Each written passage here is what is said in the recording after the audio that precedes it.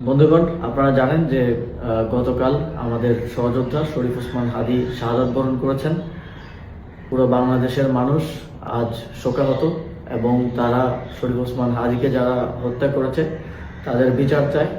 আমরাও এই বিচার চাই এবং আমরা ইতিমধ্যেই দাবি করেছি যত দ্রুত সম্ভব শরীফ ওসমান হাদীকে যারা গুলি করে হত্যা করেছে তাদেরকে বাংলাদেশের কাছে হস্তান্তর করতে হবে এবং তাদের বিচার নিশ্চিত করতে হবে এবং এই ধরনের ঘটনা যেন আর কখনোই না ঘটে সেটা সরকারকে অবশ্যই নিশ্চিত করতে হবে।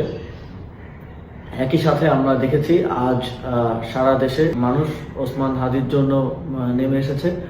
তবে এই ঘটনাকে কেন্দ্র করে বিভাজনকে উস্কে দেওয়ার জন্য এবং নানা ধরনের স্বার্থান্বেষী মহল আমরা দেখেছি যে গণমাধ্যম, ধর্মীয় প্রতিষ্ঠান এবং এই ঘটনার সাথে সম্পৃক্ত নয় এমন অনেক জায়গায় হামলা করেছে, অগ্নিসংযোগ করেছে। আমরা স্পষ্টভাবেই এর বিরুদ্ধে আমাদের অবস্থান ব্যক্ত করেছি এবং আমরা শঙ্কা করছি যে এই ঘটনাকে এবং এই আন্দোলনকে বিতর্কিত করার জন্য, প্রশ্নবিদ্ধ করার জন্য, জুলাই গণঅভ্যুত্থানকে ব্যর্থ প্রমাণের জন্য আজও বিভিন্ন স্থানে হামলার এবং বিভিন্ন স্থানে ভ্যান্ডালিজম করার এক ধরনের পরিকল্পনা রয়েছে।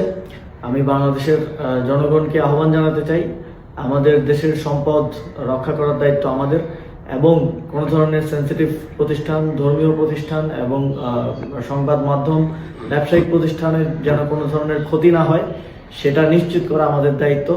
আগামীকাল এ ধরনের সকল প্রতিষ্ঠানকে নিরাপত্তা দেওয়ার জন্য সবাই সতর্ক থাকবেন এবং অবশ্যই সতর্ক থাকবেন যেন আমার প্রতিবাদ মিছিল, ন্যায় বিচার চাওয়ার জন্য যে মিছিল, সেই মিছিলকে কেউ ভিন্ন দিকে ডাইভার্ট করতে না পারে, সেই মিছিল থেকে কেউ কোনো ধরনের অনাকাঙ্ক্ষিত পরিস্থিতি সৃষ্টি করতে না পারে।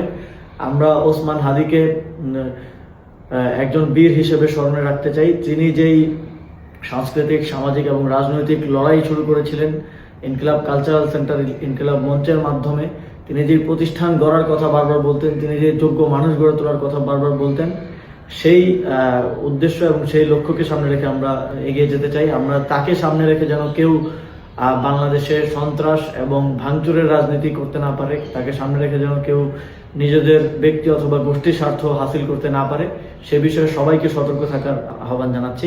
ধন্যবাদ সবাইকে।